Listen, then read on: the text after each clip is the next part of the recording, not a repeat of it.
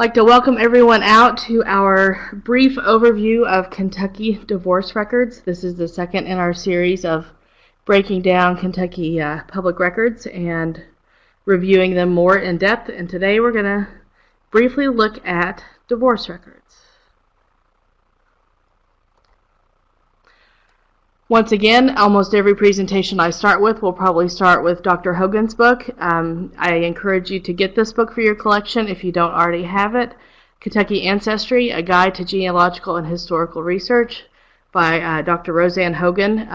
Although it was printed in 1992, it is still one of the best resources we have for breaking down Kentucky record types and learning more about each of them individually.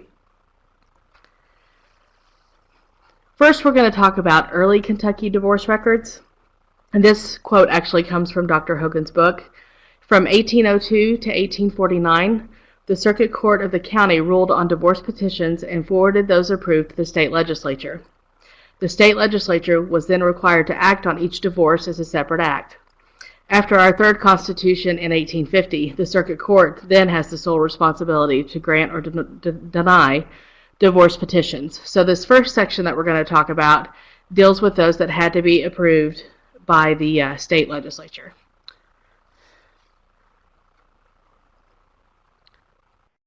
In 1849, that actually is about a divorce, and there were actually several divorces that the legislature took up during this session.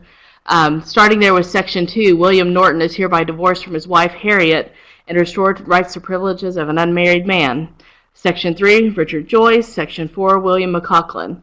Also in the next chapter, 649, there are two sections there that applies to females getting divorce approval, Louisa Burris and Nancy Stringer. Now these are indexed by the party. This is all the information that there is for these records. There's no information about the county. There's no information as to when they were married. There's no information as to why of the circumstance of the divorce, why the divorce was being granted. So it's not much information, but we do know that the divorce took place. And let me find a little bit of history information here about that. While an act of the legislature may seem to have made a divorce all but impossible, recent analysis of divorce laws and practices in the antebellum South indicate that divorce may not have been as difficult to attain as previously thought. Kentucky's divorce law from this time, through 1850, reflected that general attitude that it existed all over the South. A man could obtain a divorce from his wife if the wife voluntarily, quote, left his bed and board, unquote, for 3 years, if she lived with another man or committed a felony. Determining the spouse at fault for the divorce was important, since this had implications for remarriage and for division of any property that the couple may have owned jointly or that was brought into the marriage by either party. In 1894, this is moving ahead a little bit, Kentucky statute provided divorce for the wife for several causes. Number 1, abandonment for 1 year. 2, habitual drunkenness for not less than 1 year. 3, cruelty, beating, or injury, or attempted injury or danger to her life. Husbands were granted divorces after 1894 in case of abandonment for 1 year, habitual drunkenness for not less than 1 year, or adultery by the wife, or such lewd, lascivious behavior on her part as proves her to be unchaste without actual proof of the act of adultery.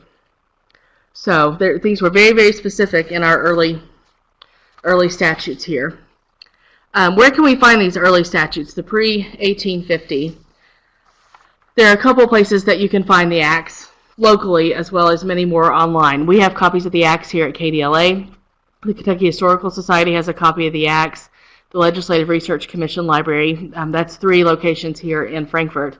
Many, many more. Several university libraries have copies of the acts. I searched WorldCat and got over 9,000 search options for finding the Kentucky Acts, so they are widely accessible. I was unable to find an electronic resource, however. I was hoping they might be on LexisNexis, but I did not find them. If someone else is aware for that. No, Cat, actually I skipped ahead on part of my comment there.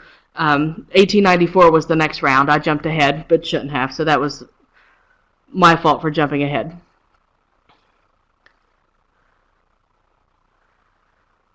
So those are some of the main locations as to where you can find the early divorce records. Ricky, we got that Debbie's sitting in with you. Thank you for letting us know. 1850 to present, later divorce records may be found in the circuit court records in the county of the residence. The court names, as we know them today, the court record names, they would be known as a civil case. However, in those early years, 1850 to probably around 1900, 1910, it could have been included in the chancery court or in the equity court. So we tell you when you're looking for divorce records past 1850, you're going to want to make sure you check the chancery and equity in those early years, and then mainly 20th century and ahead will be in civil. Please make note of this link that I have posted here. This is what we have here at KDLA as far as our county case file holdings. I cut and pasted just the very beginning of it so I can show you what the holding list looks like.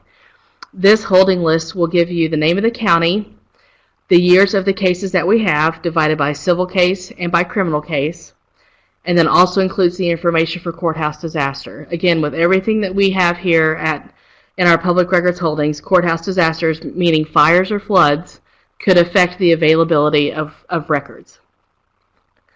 So if you have a researcher who is interested in researching a divorce case, but you're not sure where to send them, you could actually check the link here that I've provided for KDLA, which we will send the PowerPoint out to you after the session, and you can check to see that if we have it. Now, if those years aren't listed here, then you would need to contact the local county clerk or in the circuit court to get access to that record.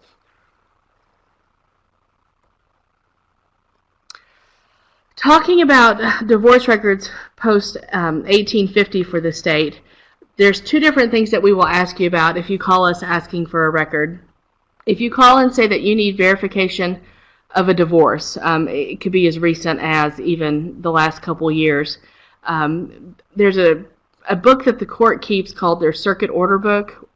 The order book is where all acts of the court are recorded on the local level. If you just need verification that the divorce took place, we can pull that pretty quickly. It's a one-page sheet. Almost all the order books have been microfilmed. A lot of the counties keep their order books or may have microfilm copies if they've sent the original to us. This is what you will get.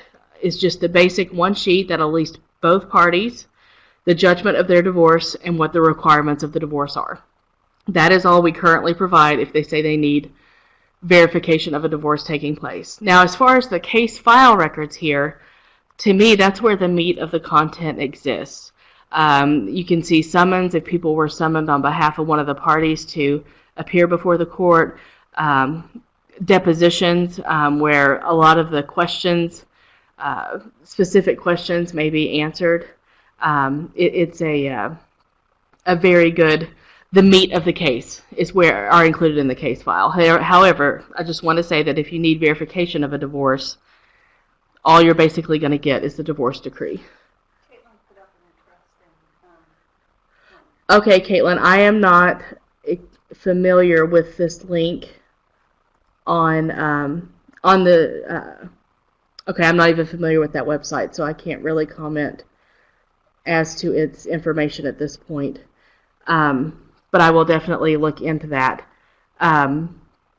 Starting in 1958, the State Office of Vital Statistics began keeping an index for divorces that occurred in the state of Kentucky. However, all they can provide you is the county information. You're better off just, unless you don't know the county where the divorce may have taken place, then you might want to contact Vital Stats. But if you're narrowed it down to a couple of locations, you could go ahead and just contact us, and we can help you narrow down which county where the case file may have been linked to. Private researcher put up. Okay. Are there any questions about this point? So again, before 1850, it took an act of the legislature to have a divorce approved. After 1850, that power now lies solely with the circuit court.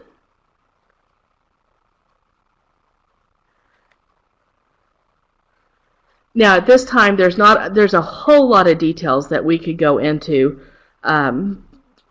in the early statutes, a party could not even remarry as long as the former spouse lived. There's a lot of the little details and things like that that we're not going to go into today, but I encourage you to look into further. Today we just want to go over the basics overview of what exists and where they exist. Okay, Carol, Beth is working on that to see why you're not seeing anything. I currently have a divorce decree up on the screen.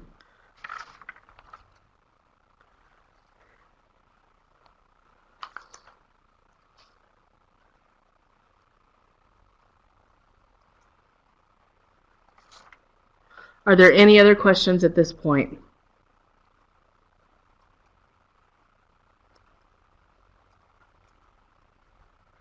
I find this divorce decree interesting. The two parties involved here, prior to the dissolution of the marriage, the gentleman was paying $5 a week for care of their child, but at the end of the judgment of the divorce, it was up to $10 per week for child support, and this was in 1965, so $10 a week in support.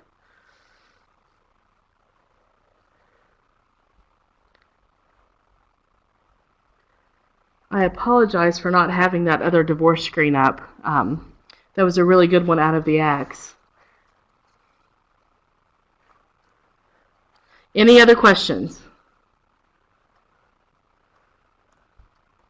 Again, these sessions are meant to be very basic and very simple, going over the basic concepts of each type of record and where to find them. I'm switching back again to the KDLA holdings of county case files. This may come in handy for other reasons as well, but divorces will always be listed with the civil cases. Most of our holdings here now at the State Archives go through about the mid-1980s. Beyond that, they're either at our Offsite Records Center or at the county clerk's office. But we can help you locate those.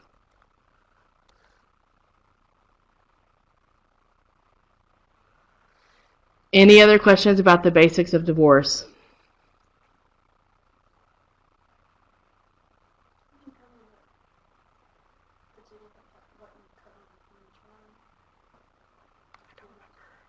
Mm-hmm.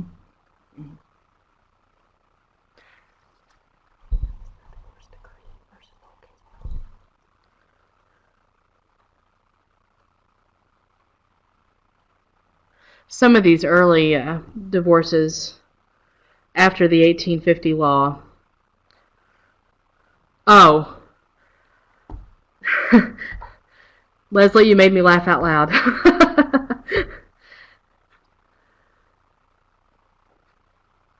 Yes. Oh, up until the 1849 Acts, Carol. We'll definitely be sending the slides out. I'm not sure what happened after that point. I apologize for the slides not showing up, but all the slides will be there when they get sent out to you later. Any other questions about accessing the types of divorce records, where to find them? We get a lot of researchers downstairs who are getting ready to apply for Social Security or need them for documentation of marriages and divorces. So again, if you ask us for something like that, you are just going to get a copy of the final decree instead of the entire case. But you can request a copy of the entire case as well.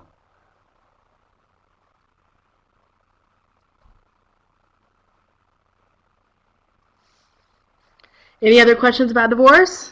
Last call.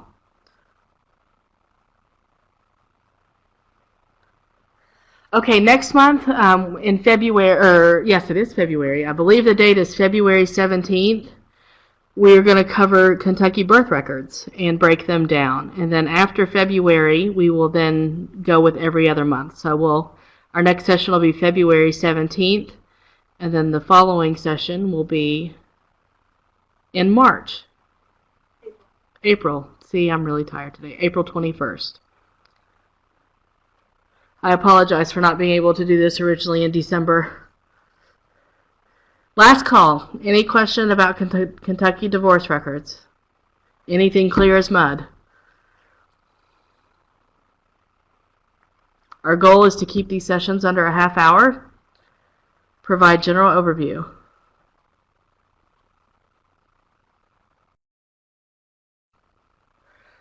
Okay, good question. What if a person are told the file or decree can't be found? Had that one like that a week ago or a couple weeks ago.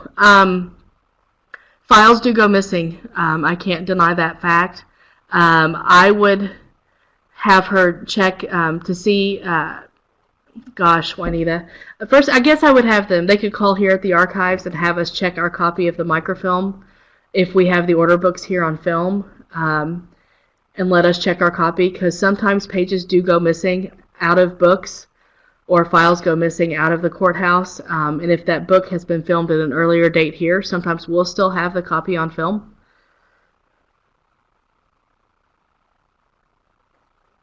Okay, fantastic. Hopefully she's been taken care of.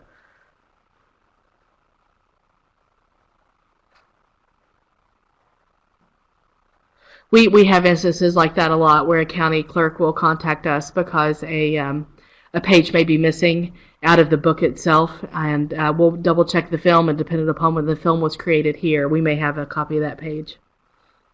We've been able to fill in pages like that many times over the years.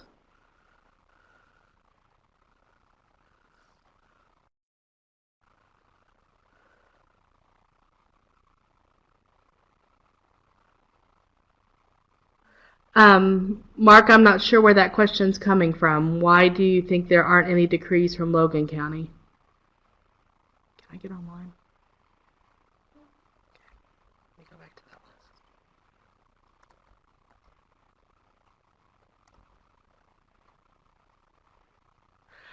list. More than likely, that means that Logan County has held on to those records. That's a list of our holdings here. I'm glad you checked the link because that was a great question. I just took me a minute to regroup there. That means that Logan County has decided to keep their records here. We're required by law to keep the records if the counties don't have enough space to hold on to them. So Logan County, more than likely, all of their records are located there.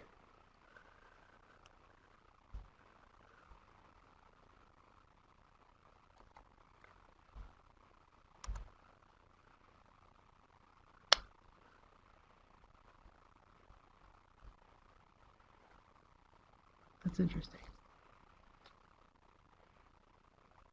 Yeah, there's a few counties where that's the case. Where's the meeting?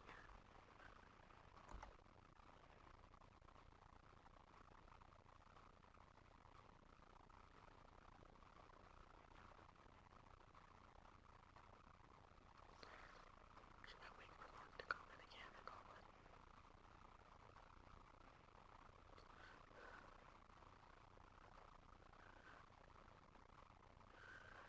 Okay, then I think we're going to go ahead and call it.